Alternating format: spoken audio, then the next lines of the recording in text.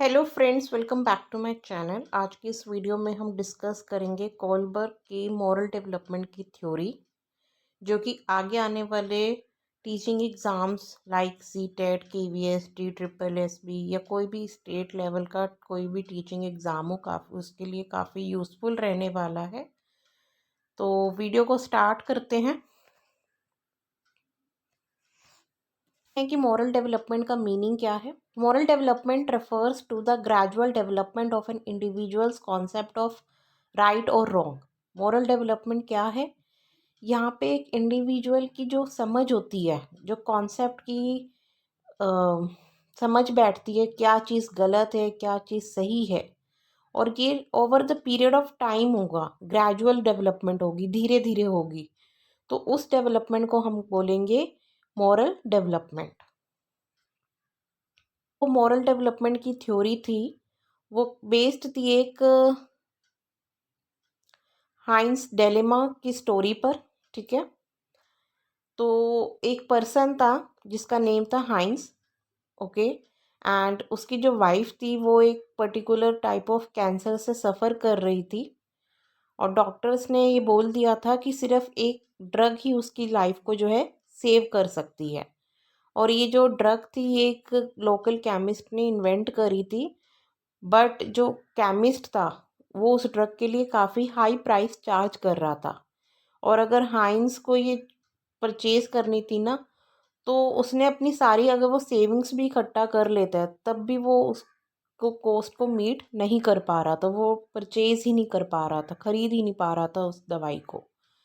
Okay, तो फिर उसने केमिस्ट को समझाने की भी कोशिश करी कि उसकी वाइफ को जो है काफ़ी ज़रूरत है इस मेडिसिन की, इस ड्रग की, बट वो जो केमिस्ट था उसने देने से मना कर दिया। ओके, तो अब हाइंस के पास दो चॉइसेस थी। अब हाइंस को एक डायलेमा फेस करना था। उसके पास दो चॉइस थी, या तो वो चोरी करे और अपनी वाइफ की जान बचा ले। ठीक है, बट यूरोप जैसे शहर में चोरी का जो इल्ज़ाम होता है उसमें काफ़ी बड़ी पनिशमेंट मिलती है। ओके, तो इस डिलेमा में फंसा हुआ था हाइंस कि वो चोरी करे या क्या करे, या फिर अपनी वाइफ को कैसे बचाए। फाइनली उसने अपनी वाइफ की जान बचाने के लिए चोरी करी, और इसी स्टोरी पर बेस्ड जो था, कोलबर्ग ने कुछ बच्चों के ऊपर कुछ क्वेश्चंस रखे। Okay, and different different age group के वो बच्चे थे। ओके, एंड उस क्वेश्चंस के आंसर्स पर बेस्ड जो है कोलबर्ग ने अपनी स्टेजेस निकाली थी। ओके, सो इन स्टेजेस को हम देखते हैं। बेसिकली कोलबर्ग की जो मॉरल डेवलपमेंट की थ्योरी है उसमें 3 लेवल हैं। लेवल 1 प्री कन्वेंशनल लेवल, जिसमें 2 स्टेजेस हैं। Stage 1 punishment and obedience orientation. Stage 2 individualism and exchange, जिसे इंस्ट्रूमेंटल पर्पस ओरिएंटेशन भी कहा जाता है। लेवल 2 था कन्वेंशनल लेवल, जिसमें अगेन 2 स्टेजेस हैं। स्टेज 3 जिसमें आती है good boy and good girl orientation, जिसे गुड इंटरपर्सनल रिलेशनशिप भी कहते हैं। एंड स्टेज 4 है law and order maintenance orientation. Last आता है लेवल 3 पोस्ट कन्वेंशनल लेवल, जिसमें अगेन 2 स्टेजेस हैं। Stage 5 social contract orientation and stage 6 that is universal ethical principle orientation. तो बेसिकली इसमें 3 लेवल हैं और 6 स्टेजेस हैं। अब इन स्टेजेस को हम डिटेल में पढ़ते हैं। सबसे पहला लेवल है जिसमें 2 स्टेजेस आती हैं। पहली स्टेज क्या है? पनिशमेंट एंड ओबीडियंस ओरिएंटेशन की। Okay, punishment and obedience orientation, individual see rules as fixed and absolute. Obeying the rules is important because it is the means to avoid punishment. इस stage में rules को fixed और absolute की form में देखा जाता है। रूल्स को ओबे करना काफ़ी ज़्यादा इम्पॉर्टेंट है। अगर कोई पर्सन या कोई भी बच्चा इन रूल्स को ओबे नहीं करेगा तो उसको पनिशमेंट फेस करनी पड़ेगी। इसलिए पनिशमेंट से बचने के लिए जो रूल्स को है एज इट इज़ फॉलो किया जाता है। ओके, नेक्स्ट है instrumental purpose orientation. Children account for individual points of view and जज actions based on how they serve individual needs. मतलब यहाँ पे बच्चे अपना फ़ायदा देखते हैं। जैसे एग्जांपल लें, हम छोटे बच्चे को कहते हैं कि आप मेरा ये काम कर दो, आपको बदले में चॉकलेट मिलेगी, ठीक है। तो यहाँ पे बच्चे रिवॉर्ड्स, इसको ना रिवॉर्ड्स एंड रिवॉर्ड्स देखते हैं इसमें बच्चे, कि क्या उनको बेनिफिट मिल रहा है, क्या उनकी इंडिविजुअल नीड्स फुलफ़िल हो रही हैं, उस बेसिस पे वो एक्शन को करेंगे। अच्छा, एक और चीज़ इसमें टिट फॉर टैट मेंटालिटी रहती है। जैसे छोटे बच्चे का एग्जांपल अगेन हम लेते हैं कि अगर एक बच्चे ने, दो बच्चों के बीच में लेट सपोज कोई झगड़ा हुआ, तो एक बच्चे ने दूसरे बच्चे की कॉपी का पेज फाड़ दिया, तो सेम वो बच्चा बदला लेगा। दूसरा बच्चा भी जो है पहले बच्चे की कॉपी का पेज फाड़ देगा या कुछ भी उसका नुकसान कर देगा। तो यहाँ पे टिट फॉर टैट मेंटालिटी रहती है।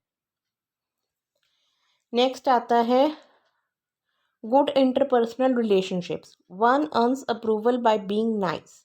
यहाँ पे हम दूसरों की नज़रों में अच्छा बने रहने के लिए काम करते हैं। जैसे जब कोई भी मेहमान आता है घर पर, तो बच्चे क्या करते हैं, उनको ग्रीट करते हैं, उनके लिए पानी लेकर आते हैं। तो यहाँ पे हम बच्चों को जब प्रेज़ करते हैं, जैसे गुड बॉय, गुड गर्ल ऐसे बोलते हैं, ओके। तो यहाँ पे बच्चे इस तरीके से एक्शन परफॉर्म करते हैं कि उनको दूसरों की नज़रों में अच्छा दिखना है, उन्हें दूसरों का अप्रूवल चाहिए, नाइस दिखना है, अच्छा दिखना है उन्हें। नेक्स्ट आ जाता है social order maintaining, actively maintaining the current social system ensures positive human relationships and societal order. इसमें क्या होता है, इसमें ये माना जाता है कि जो रूल्स हैं वो सोसाइटी के भले के लिए बनाए गए हैं, ठीक है। तो अगर हम एक सोसाइटी में रह रहे हैं, अगर हमारे को आपस में गुड रिलेशनशिप्स मेंटेन कर कर रहना है, तो उन रूल्स को फॉलो करना ज़रूरी है, ओके। तो यहाँ पे सोसाइटी के अंदर एक ऑर्डर मेंटेन रहे, आपस में जो ह्यूमन रिलेशनशिप्स हैं वो अच्छी रहें, उस केस उसको मेंटेन रखने के लिए ये वाली स्टेज में हम एक्शन परफॉर्म करते हैं। तो ये होता है हमारा social order maintaining orientation. Last level आता है जिसमें अगेन दो स्टेजेस हैं, सोशल कॉन्ट्रैक्ट ओरिएंटेशन। इसमें क्या है, laws are not fixed but can be change for the good of society. यहाँ पे लॉज को फिक्स्ड फॉर्म में नहीं देखा जाता, और अगर सोसाइटी के भले के लिए इनको चेंज करना पड़े तो लॉज को चेंज करा भी जा सकता है। एग्ज़ाम्पल अगर हम लें, लेट सपोज रेड लाइट होती है, रेड लाइट पे कोई भी व्हीकल रेड लाइट को क्रॉस नहीं कर सकती, अदरवाइज फाइन भरना पड़ता है, ठीक है। बट अगर एम्बुलेंस होती है तो एम्बुलेंस के लिए लॉ को चेंज कर दिया गया है, क्योंकि यहाँ पे for the good of society उस पर्सन की हमें जान बचानी है, इसलिए वो एम्बुलेंस जो है रेड लाइट को क्रॉस कर सकती है। सो ये होता है हमारा सोशल कॉन्ट्रैक्ट ओरिएंटेशन। नेक्स्ट आ जाता है last stage, that is universal ethical principle orientation. Right action is defined by self-chosen ethical principles of conscience that are valid for all humanity regardless of law and social agreement। इसका मतलब कि यहाँ पे हम हमारा जो एक्शन है ना वो किस पर बेस्ड होगा, ह्यूमैनिटी पर, कॉन्शियंस पर, हमारी अंतरात्मा पर, कि हमें जो दिल से आवाज़ निकल रही कि नहीं ये अन्याय है, ऐसा नहीं होना चाहिए, ये ह्यूमैनिटी के अगेंस्ट है, इंसानियत के अगेंस्ट है, ठीक है। तो यहाँ पर हमारे लिए लॉज और जो भी सोशल एग्रीमेंट है वो हमारे लिए परे हैं। हम सिर्फ न्याय देखेंगे, जो हमारा कॉन्शियस कहेगा, जो हमारी अंतरात्मा कहेगी, हम सिर्फ वही करेंगे। तो ये आता है हमारे यूनिवर्सल एथिकल प्रिंसिपल्स में, okay. Criticism of Kohlberg's theory. Kohlberg theory has been criticized by a lady named Carol Gilligan. According to her, Kohlberg has based his study primarily on a male sample. तो Kohlberg की theory को criticise भी किया गया था, और mainly ये किसने क्रिटिसाइज करा था, एक लेडी थी जिनका नाम था कैरल गिलिगन, ठीक है। उनके अकॉर्डिंग जो कोलबर्ग की थ्योरी थी ना वो पूरी की पूरी एक मेल सैंपल पर बेस्ड थी। जैसे कि जो हमने स्टोरी करी थी हाइंस डिलेमा की, कि जो हाइंस था वो डिलेमा में फंसा था क्योंकि वो एक मेल सैंपल था। अगर कोई इसकी जगह वाइफ होती तो वो इतना ना सोचती, वो कभी डिलेमा में नहीं फंसती। ठीक है, उसको सिर्फ ये दिखाई देता कि उसे अपने हस्बैंड की जान बचानी है और उसके पास एक फाइनल ये ऑप्शन होता कि वो चोरी करेगी और अपने हस्बैंड की जान कैसे भी न कैसे करके बचाएगी। ओके, तो वो किसी भी डिलेमा में ना फंसती। दूसरा, Kohlberg did not account for cultural differences in moral reasoning of man and women. ठीक है, अगेन वही पॉइंट है कि कोलबर्ग के अकॉर्डिंग ये जो थ्योरी है ये सभी कल्चर पे बेस्ड होगी, मतलब सभी कल्चर पे फॉलो होगा, बट ऐसा नहीं है। मैन और फीमेल का कल्चरल डिफरेंसेस को इसने इम्पोर्टेंस नहीं दी। ओके, तो यहाँ पर उसको जो है क्रिटिसिज्म फेस करना पड़ा। टर्म्स देख लेते हैं, एक है मॉरल डिलेमा और एक है moral reasoning. Now, moral dilemma refers to a situation in which a person is faced with two or more conflicting moral choices, each of which has significant consequences. तो moral dilemma एक वो situation है जहाँ पे एक person face होता है, मतलब उस पर्सन को दो दो या दो से ज़्यादा सिचुएशंस फेस करनी पड़ती हैं, उसको चॉइस कुछ ना कुछ चूज़ करना पड़ता है कि उसे क्या डिसीजन लेना पड़ेगा। जैसे कि हाइंस का डिलेमा था, उसके पास दो चॉइसेस थी कि या तो वो चोरी करे या फिर चोरी ना करे और अपनी वाइफ को मरने दे। ठीक है, तो उसके पास दो चॉइसेस थी, तो वो डिलेमा में था। That is moral dilemma. Next है moral reasoning, the thinking process involve in judgements about questions of right and wrong is called moral reasoning, जहाँ पे हम अपना थिंकिंग प्रोसेस को यूज़ करते हैं और फाइनल डिसीजन पर आते हैं कि क्या चीज़ सही है और क्या चीज़ गलत है। ओके, तो हम यहाँ पे फाइनल डिसीजन लेते हैं जब, that is called moral reasoning. For example, जब हाइंस ने फाइनल डिसीजन ले लिया था कि वो स्टीलिंग करेगा, चोरी करेगा, तो वो क्या था, मॉरल रीजनिंग थी। ओके, के अलावा कुछ क्राइटेरियाज भी थे जो कोलबर्ग थ्योरी मेट करी थी। पहला है qualitative differences, means Kohlberg stages are qualitatively different from one another, कि क्वालिटेटिव बेसिस पर हर स्टेज जो है एक दूसरे से डिफरेंट है। ओके, नेक्स्ट है structured wholes. By structured wholes Kohlberg means that the stages are not just isolated responses but are general patterns of thought that will consistently show up across many different kinds of issues. मतलब ये है कि जैसे कोई भी stage होगी ना, वहाँ पे जितने भी इंडिविजुअल्स होंगे उनका एक जनरल थॉट पैटर्न होगा। ऐसा नहीं है कि हर एक स्टेज में हर एक इंडिविजुअल का जो है अलग ही थॉट होगा, एक जनरल कंसिस्टेंसी भी हमें देखने को मिलेगी। नेक्स्ट है invariant sequence. Kohlberg believes that his stages unfold in an invariant sequence. Individual always go from stage 1 to stage 2 and so forth. They do not skip stages or move through them in mixed up orders. तो वो कह रहे हैं कि जो stages है ना एक सिक्वेंशियल ऑर्डर में बढ़ती हैं। ओके, जब भी इंडिविजुअल जो है स्टेज 1 से स्टेज 2 पर जाएगा, फिर स्टेज 2 से स्टेज 3 पर, कभी भी या स्टेजेस कोई भी स्किप नहीं होगी या मिक्सड अप ऑर्डर पे नहीं मूव करेगा कोई भी इंडिविजुअल, तो एक इनवेरिएंट सीक्वेंस हमें देखने को मिलेगी।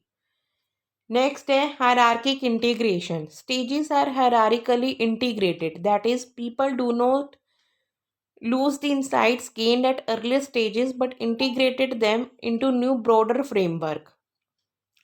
The concept of hierarchic integration is very important for Kohlberg because it enables him to explain the direction of his stage sequence. तो जो स्टेजेस है ना वो हायरार्किकली इंटीग्रेटेड है। जैसे हम यहाँ पर स्टेज 1 की अगर हम बात करें तो स्टेज 1 से कुछ ना कुछ प्रायर एक्सपीरियंस लेकर इंडिविजुअल जो है स्टेज 2 पर जाएगा और प्रीवियस एक्सपीरियंसेस को इंटीग्रेट करेगा न्यू एक्सपीरियंसेस के साथ। Last is universal sequence. Stage sequence is universal.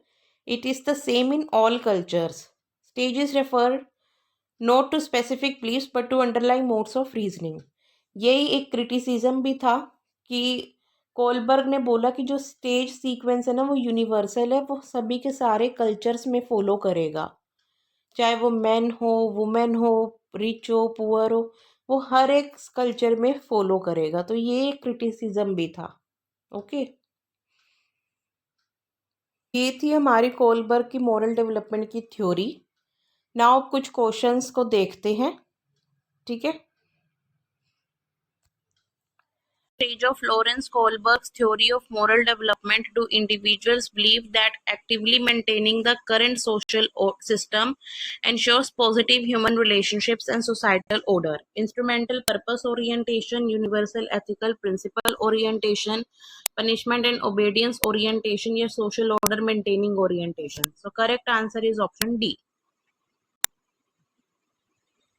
Kohlberg's theory of moral reasoning has been criticized on several counts. Which of the following statement is correct in the context of this criticism? Kohlberg has not given typical responses to each stage of moral reasoning. Kohlberg has duplicated Piaget's methods of arriving at his theoretical framework. Kohlberg's theory does not focus on children's responses. Kohlberg has based his study primarily on a male sample. So the correct answer is option D. Next is, by dash, Kohlberg meant the stages are not just isolated responses but are general patterns of thoughts that consistently show up across many different kinds of issues. Hierarchic integration, structured wholes, invariant sequence, या qualities differences. So the correct answer is option B. To Kohlberg, the thinking process involved in judgments about questions of right and wrong is called moral realism, moral dilemma, moral cooperation, या moral reasoning. Correct answer is option D. Next is, about which of the following criteria that was met by Kohlberg's stages of moral development. Kohlberg meant that people do not lose the insights gained at earlier stages but integrate them into new broader frameworks. Options are hierarchic integration या quality differences. So correct answer is option 1, hierarchic integration. Next, a child reasons, you do this for me and I'll do that for you. In which stage of Kohlberg's moral reasoning would this child fall? The instrumental purpose orientation, the punishment and obedience orientation, the goodbye, good girl orientation, या social contract orientation. Correct answer is option A. Next is, the concept of dash was very important for Kohlberg because it enabled him to explain the direction of his stage sequence. Options are cross-cultural university, hierarchic integration, invariant sequence, structured wholes. Correct answer is option C. Important questions. I hope आपको video पसंद आई होगी। Please इसे like and share जरूर कीजिएगा and channel को subscribe कर लीजिए और बेल आइकन को प्रेस कर दीजिए ताकि आगे आने वाले वीडियोस का नोटिफिकेशन आपको टाइमली मिल सके। Thanks for watching.